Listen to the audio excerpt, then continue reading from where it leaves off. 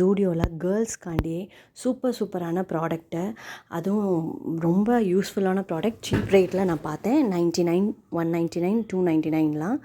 இது வந்து பேக் சார்ம்ஸு. இது வந்து நீங்கள் பேக்லேயும் போட்டுக்கலாம், இல்லை நீங்கள் கீச்செயினாகவும் யூஸ் பண்ணிக்கலாம்.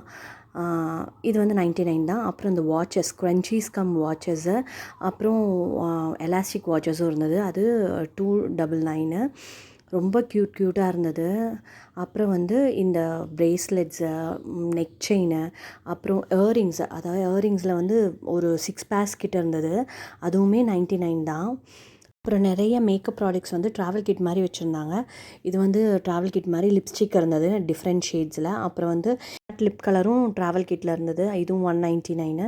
அதுக்கப்புறம் வந்து ஃபுல் கிட், அதாவது லிப் பாமு, லிப்ஸ்டிக் எல்லாம் சேர்ந்து 3 டைப்ஸ் இருந்தது.